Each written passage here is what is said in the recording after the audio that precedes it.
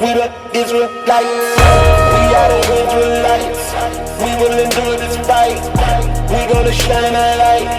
We gonna shine it bright. We will trust in the Lord and the power of His might. We are the Israelites.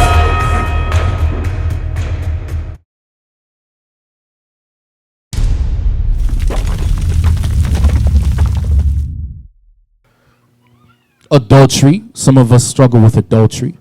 Some of us struggle with the thoughts of fornication. Some of us might struggle with the thoughts of homosexuality, which falls into adultery. Some of our sisters struggle with the thoughts of lesbianism and adultery as well. Some of us struggle with the thoughts of lying. Some of us are just compulsive liars. You can't tell the truth. Even when you tell the truth, you're telling a lie.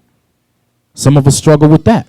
Some of us struggle with abuse, mental abuse, physical abuse. Some of you like to put your hands on your wives. Some of your wives like to put their hands on you.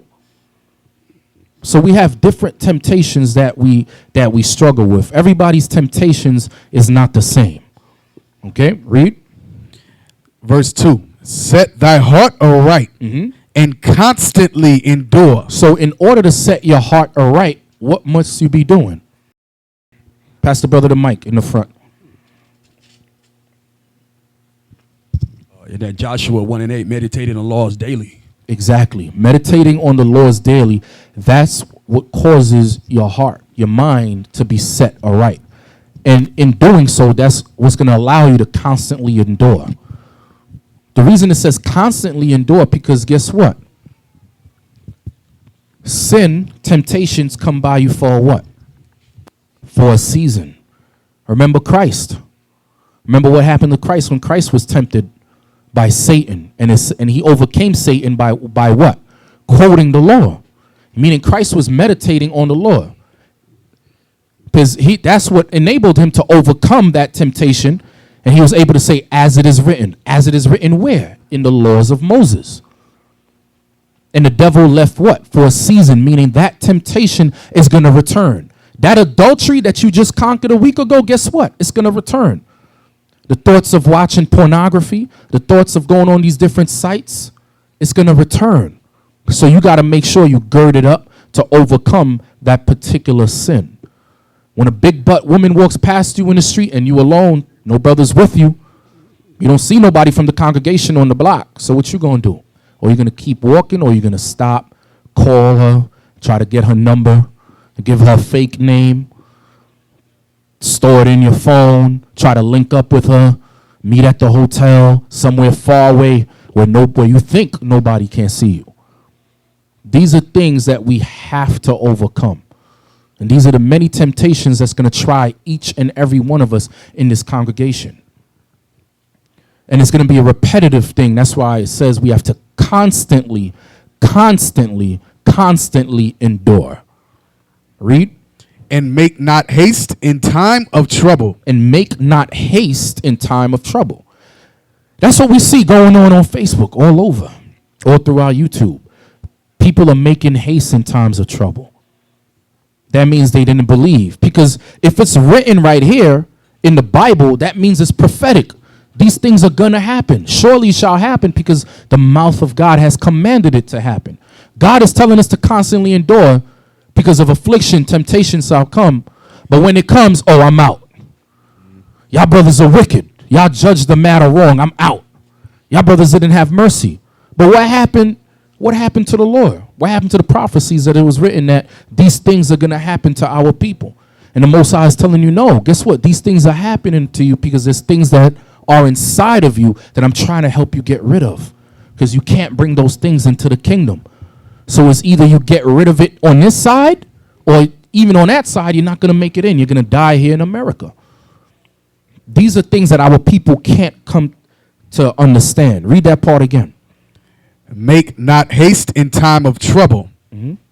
Verse 3. Cleave unto him and depart not away. So the Bible says to cleave unto him and depart not away. Come on. That thou mayest be increased at thy last end. Give me an example of that. Soldier Azar. Yes, give me an example of that. Read that again for him. Drop it. Sirach chapter 2, verse 4. Verse 3. Cleave unto him and depart not away, that thou mayest be increased at thy last end. Right there. Give me an example of that in the scripture. In the last end, it's like Moses. Moses? Yes, sir. Give me something else. The brother in the back. What's that brother name right there? Brother Onan. Brother Onan.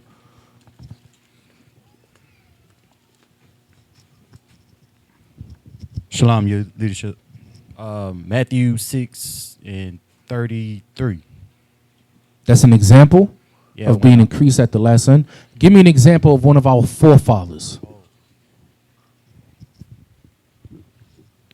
I just give it to anybody, whoever has their hand up. When you stand up, just say your name so I can get more familiar with you. Shalom, Brother Mordecai. Mordecai. The book of Job. All right, our forefather Job. What happened to our forefather Job? Give me a brief explanation on him.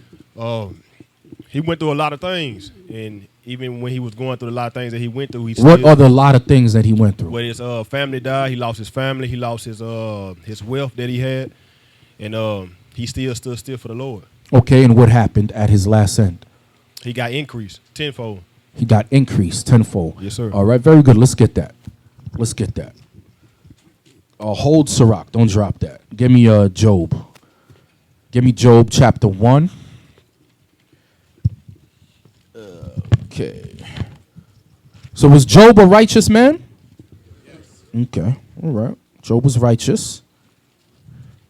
Because a lot of us think that just because we're walking in the laws, that nothing is going to happen to us. We got another thing coming. Look at Christ. Christ was the ultimate example to look at. And he suffered endurance and affliction. And he was more righteous than all. Let's start at, let's see what verse I want to start with. Get me Job. Start at verse 1 and just read on down. Let's read through the history real quick. Go ahead. Job chapter 1, verse 1. There was a man in the land of Uz whose name was Job, and that man was perfect and upright. And what makes us perfect before the Most High? What scripture? Very good. Come on. And one that feared God and eschewed evil. And eschewed evil. Come on. And there were born unto him 7 sons and 3 daughters. 10 kids total. 10 kids total. Come on. His substance also was 7,000 sheep 7,000 sheep and 3,000 camels and 3,000 camels and 500 yoke of oxen and 500 she asses and a very great household. That is a lot of cattle. In this time, Job would probably be considered a multimillionaire, maybe even a billion. All right, Job was filthy rich. He was wealthy. Come on. So that this man was the greatest of all the men of the East. According to his wealth, he was the greatest of all the men of the East. What time period was Job walking around? Soldier. In the book of Genesis. Job was around the book of Genesis in the beginning. Come on. Verse 4. And his sons went and feasted in their houses, every one his day. Birthday. Come on. And sent and called for their 3 sisters to eat and to drink with them. Come on. And it was so, when the days of their feasting were gone about, that Job sent and sanctified them, and rose up early in the morning, and offered burnt offerings according to the number of them all. For Job said, it may be that my sons have sinned, and cursed God in their hearts. Thus did Job continually. Why? Because birthday is a self-worship. You're worshiping yourselves. Instead of giving thanks to the Creator that you live to see another year, you're worshiping yourselves. You're making the day about you. It all has pagan origin. That's where you get the candles on the cake from, and that's where you get the little cone-shaped hat from. You could do the research yourself. What's the name of that book? The Two Babylons. Yeah. The Two Babylons by whom? Alexander Hislop. All right, y'all should get that book. Great read. All right. Read on. Verse 6. Now there was a day when the sons of God came to present themselves before the Lord. Who were the sons of God that came to present themselves before the Lord? Soji Yakub. Pass the mic.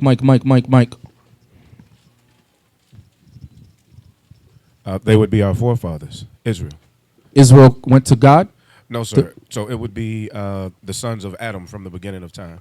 They went to the Most High. The sons of God, the righteous seed. Read that. Now there was a day when the sons of God came to present themselves before the Lord, and Satan came also among them. Take another stab at it. Yes, sir. The angels. All the right, there we righteous go. Angels. Yes, sir. Very good. All right, come on. Verse 7. And So the- that this lets us know that Satan has free will to go up and down, because that's what the Most High set him up to do. All right, he dwells before the Most High, and then when he comes down, he's here on this earth to bring forth temptation to each and every last one of us. Come on. And the Lord said unto Satan, Whence comest thou? Then Satan answered the Lord and said, From going to and fro in the earth, and from walking up and down in it. There's the proof right there. Okay, come on. And the Lord said unto Satan, Hast thou considered my servant Job, that there is none like him in the earth? Why? Because he was perfect and upright, and one that feared God and eschewed evil, and there was none like him in the east. Come on. Verse 9. Then Satan answered the Lord and said, Doth Job fear God for naught? Does Job fear you for nothing? This is what Satan is telling the Most High. Come on. Hast not thou made an hedge about him and about his house? Didn't you put a protection around Job, around him and his household? Come on. And about all that he hath on every side? Thou hast blessed the work of his hands, and his substance is increased in the land. The only reason he's like this is because he has all the riches. You blessed him. You made him a rich man. So he has nothing to curse you out about. He has everything. But this is what Satan proposed. Come on. But put forth thine hand now, and touch all that he hath, and he will curse thee to thy face. So the Most High was like, really? So you think? Come on. And the Lord said unto Satan, Behold, all that he hath is in thy power. Only upon himself put not forth thine hand. So everything he has is in your power. But him, don't put your hand on him, meaning don't kill him. Okay, you could do whatever you want, but don't kill Job. Christ, the Most High and Christ already knew the outcome to the story. Okay, they already knew that Job was going to overcome. But the Most High, he's a master of theater. All right, he likes the drama. He's the author of the whole book. So within him writing the book, guess what? You're going to have drama. You're going to have certain points in there that's going to be theatrical. Okay, the Most High loves to put on a show. Okay, come on. So Satan went forth from the presence of the Lord. And there was a day when his sons and his daughters were eating and drinking wine in their eldest brother's house. So the eldest brother's house now. Come on. And there came a messenger unto Job and said, The oxen were plowing and the asses feeding beside them. And the Sabians fell upon them. Who are the Sabians? What soldiers? Soldiers. No, he's on the camera. Brother right there with the braids, right there. You, with the twist in his hair. You. I'm looking at you. Don't look back. You. Yep. Mike. What's your name, brother? Stand up. Hey, shalom, Brother Mitchell. Move this way so I can see you. You said Brother Mitchell? Yes, sir. All right. The Africans. Yes, very good. Okay. Sabian, Egyptians, and Ethiopians, all right, are all related. Read verse 15. And the Sabians fell upon them and took them away. Yea, they have slain the servants with the edge of the sword. So that's another clue that lets you know that that in the beginning, life in the beginning was on the continent of Africa, and the Garden of Eden was more eastward in the land of Canaan. All right, the land of Canaan was the most northeastern part of Africa. Because how did the Sabians get to Job? Job was around the time of Genesis. All right, and he was in the east. Okay, so if the Sabians were there, guess what? They were around that landmass. That's why it was commanded to Moses to go into the land of Canaan and kill all the Africans. Okay, that's another proof right there. Read verse 15 again. And the Sabians fell upon them and took them away. Yea, they have slain the servants with the edge of the sword. And I only am escaped alone to tell thee. While he was yet speaking, there came also another and said, The fire of God is fallen from heaven, and hath burned up the sheep and the servants and consumed them. And I only am escaped alone to tell thee. Damn, come on.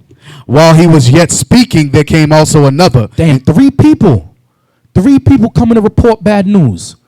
How many of us in here can handle such things? Imagine that. Waking up late, you go to work. Well, you're on your way to work. You get to work, you lose your job. Your boss had it, and he or she was like, you know what? That's enough. You're fired. You get to your car, you're calling your rib, you're complaining, babe, I just lost my job. She's cursing you out on the phone, right? While you're on the phone, you hit a pothole. I don't know if they got potholes in Texas, or a lot of them, but in Brooklyn, that thing was retarded, all right? A lot of flats, right? You hit a pothole, now you got a flat tire. Then you get a lift home. By the time you get home, you find out your house burnt down. And in the midst of your house catching on fire, because your wife was so upset she forgot she left the chicken on the stove, the house burnt down, all the kids got killed, including your wife. Imagine that. This is something similar that we're reading with Job. A lot of us think things like that are far-fetched, but it's not. Stories like that happen all day, all the time. It's the same thing that happened with Job. Everything was a domino effect, all in one shot. Why? Because the Most High was proving them.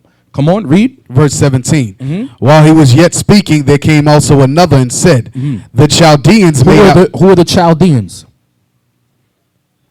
Brother Onan.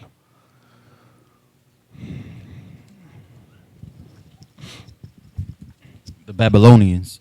Very good, the Babylonians, the wise men of Babylon. All right, that's another proof.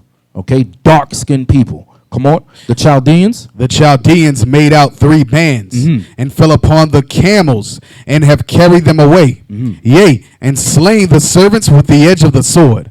And I only am escaped alone to tell thee. While he was yet speaking, there came also another and said, Oh, this man is catching hell. That's 4 people. This is the 4th one we're reading about. Now 4 people. Remember, these people were what? They were like overseers of his cattle and his houses, of his land and so forth, because Job was extremely rich. So he had people in place, servants in place to keep watch over his stuff. Almost like how a CEO would have somebody to look over their company. Come on. There came also another and said, thy sons and thy daughters were eating and drinking wine in their eldest brother's house. And behold, there came a great wind from the wilderness and smote the 4 corners of the house. And it fell upon the young men, and they are dead. And I only am escaped alone to tell thee. Even his kids. How many children did Job have? 10 kids. He lost his cattle, his houses, and he lost his kids. All right? Our kids are one of our most important treasures. But we have to understand, as soldiers in this army, guess what? Since we're at war, our kids are what? Casualties of war. The Most High could take our kids from us like that, with a snap of a finger. How many of y'all saw Infinity War? Y'all seen what happened with Thanos at the end? Most High could do that to our lives at any time. Just snap the finger and you lose everything. So we always got to remember that. That's why we got to be what? Be strong and of a good courage. By reading the examples of our forefathers and knowing that these things could happen to each and every one of us in this room. All right, read. Verse 20. Then Job arose and rent his mantle and shaved his head and fell down upon the ground and worshipped. Why did he do that? What is this symbolic of? Brother right there. Say your name when you stand up. Shalom, Cap. Brother Orel or Brother Karim. It's a sign of mourning. It's a sign of mourning that we did as Israelites. Okay, read. Verse 21. And said, naked I came out of my mother's womb, and naked shall I return thither. The Lord gave, and the Lord hath taken away. See what he said after all of this? He said, the Lord giveth and the Lord taketh away. Of course, he didn't just say it and that's it. He was weeping. He was mourning. He probably wanted to take his own life. But he remembered that, guess what? The Most High is the one that gives us these things. And the Most High could take it away. Just how the Most High says our first, and this is something that always stays on my mind. The Most High says our firstborn is his. There's a scripture that says that. You brothers in here, your firstborn is of the Most High. It's like Isaac was supposed to be a sacrifice. our firstborn could be a sacrifice at any time. So we have to always remember that.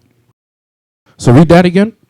Verse 21, and said, naked came I out of my mother's womb, and naked shall I return thither. The Lord gave, and the Lord hath taken away. Blessed be the name of the Lord. In all this, all the hell that Job was catching, in one day, all of this bad news came to him. In all this, come on. Job sinned not. Job what? Job sinned not. Job sinned not. So Job didn't say, you know what, the hell with this. I don't want to be a righteous, devout man anymore. Let me go back into the world. Let me do me. Let me curse God and do me. Like many of us who, when things come, we leave the truth. Now we're back in the world, making videos. So it says, in all this, Job sinned not. And what else? Nor charged God foolishly. Nor did he charge God foolishly. Okay, give me chapter 2 and verse 10. Job chapter 2, verse 10. But he said unto her, thou speakest as one of the foolish women speaketh. So in this chapter, what happened? What is the difference from this chapter and in chapter 1? Anybody know? Go ahead, brother. Yeah, I think his wife was telling him just go ahead and curse God so he'll kill you. Why did his wife tell him that? What happened to Job? Oh, he got boils all over. He got boils. This time the Most High told Satan, you see, I told you he wasn't going to curse me out. I told you he was going to keep the laws still. Satan was like, all right, I touched everything he had, but now let me put my hands on him. Let me give him a disease now. And guess what? He stood firm. But his wife, here goes the wife again, the weaker vessel told him to what? Curse God and die. Read verse 9. Actually, no, start at verse 5 and read on them. Job chapter 2, verse 5. But put forth thine hand now, and touch his bone and his flesh, and he will curse thee to thy face. And the Lord said unto Satan, behold, he is in thine hand, but save his life. So went Satan forth from the presence of the Lord, and smote Job with sore boils from the sole of his foot unto his crown. Damn, he was looking horrible. From his feet all the way to the top of his head, this man had boils. So, you know, and people, when people seen him in the streets, they probably crossed the street, man. They probably crossed the street. Just like today, when you see somebody plagued, sometimes it's hard to keep a straight face. You know, you might look at the person and they might like turn their head and look at you. Then you go like this, you do one of these. And you're like, in your mind, like, damn, what the hell is going on with that person? It's the same thing. This man, from his feet all the way to his head, he had boils. Come on. Verse 8. And he took him a potsherd to scrape himself withal. Damn, and he was itchy. Come on. And he sat down among the ashes. Come on. Then said his wife unto him, dost thou still retain thine integrity? You still have your integrity? You still want to walk in the laws? You just like today, you still with this Israelite stuff? Oh, give me a break. Give me a break. You want to keep the laws? Oh, let me just do me. Don't tell my kids what to do. You still maintain your integrity? Come on. Curse God and die. Curse God and die. That's what the evil woman said. Curse God and die. And what was Job's response? But he said unto her, thou speakest as one of the foolish women speaketh. You said you're speaking like a foolish woman. So basically he's telling her, what? Man, shut your mouth. Did not God give us all these things? When I had the 7,000 cattle, and the 300 sheep and all the acres of lands and all the servants, you were praising the Most High. Now the same God that gave us the riches, he took it away as a trial. Now you're cursing him? You have the audacity to stand here and curse God and tell me to curse God? Come on. What? Shall we receive good at the hand of God, and shall we not receive evil? Is not the God of heaven, of Abraham, Isaac, and Jacob, is he not the one that gives us all these things? The good jobs that you bet some of you might have, it's not promised. It's not promised tomorrow. Some of you might be making good money at your jobs. Guess what? You could walk in, they could fire you at any time. Brothers putting their livelihoods on the line, going out to camp. Some of you might go to work and guess what? Your supervisor or boss might see you and be like, hold up, you're part of this cult? All right, make this your last week. These things happen. Are we going to then curse God and die? He's the one that gives us good, and he's the one that awards us evil. Not all the time because we're in the midst of wickedness, but to try us as well. That's why we got to be strong and of a good courage. Come on, read. In all this did not Job sin with his And lips? all these things happened, and Job did not sin with his lips. Because you can sin with your lips. Okay? You can sin with your lips. Read that part again. In all this did not Job sin with his lips? So Job was a upright man. Get me Job 40 verse 7. Let's go to the end of the matter. Because go back to Sirach real quick. All right? And read that part where you left off. I believe it was Sirach 2 and 3. Sirach chapter 2, Ecclesiasticus chapter 2, verse 3. Cleave unto him. Cleave unto the Most High, meaning keep his laws. Come on. And depart not away. Don't depart away from the laws of the Most High, brothers or sisters. Come on. That thou mayest be increased. That you may be increased. At thy last end. At thy last end. Let's find out the last end of Job. Job 40 and verse 7. Job chapter 40 verse 7. Gird up thy loins now like a man. Gird up your loins now like a man. Some of you, we have to leave that boyhood man state and become a man. From boyhood to manhood to Godhead. Okay? Remind me to do a class on that. Okay? Because a lot of us, we have to become men in this truth. In order to receive that Godhead state at the end, when Christ returned, we must become men in this truth. Some of you come in here, you're mourning, your head is down, you can't even look a brother in the eye. Your wife is at home cursing you out. Your household is out of order. And you get that depressed spirit, like, why am I in here? How if I just go back into the world with the wife? Because she don't believe anyway, because she's at home calling me a nigga. She's telling me I can't discipline my children. Because that's what she's telling you. If you can't discipline your children, that's what she's calling you a nigga. She don't respect me. I might as well just go back into the world with her, give her what she want of the world, and she'll be happy.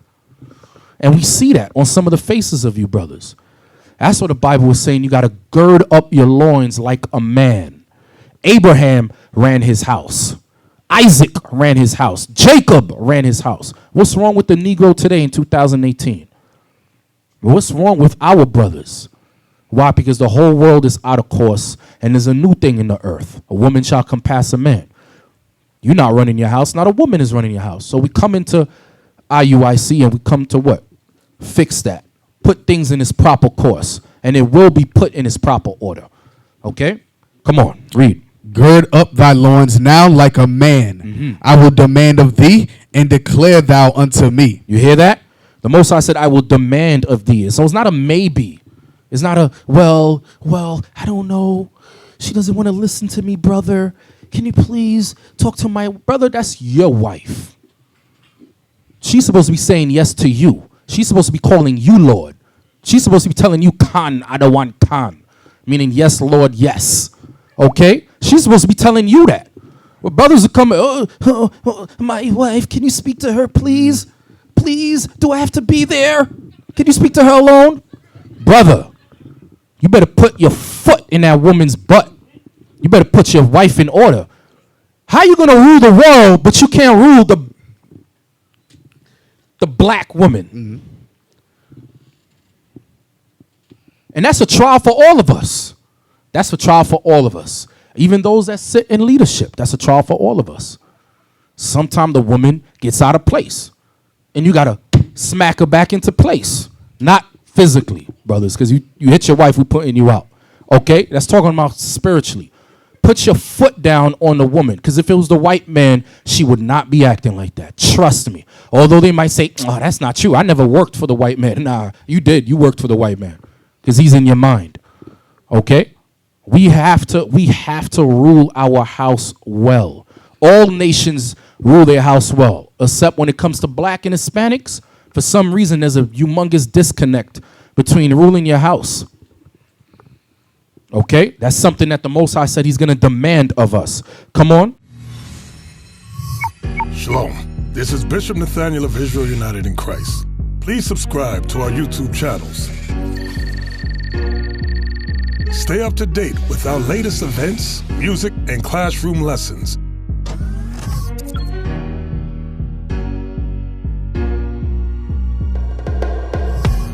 IUIC plans to continue visiting different countries where this gospel has not been preached before. IUIC needs your help in pushing this truth.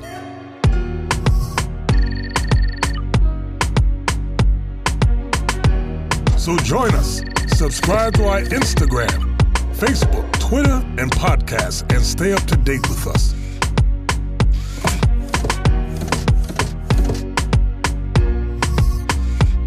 For more information, please visit www.israelunite.org.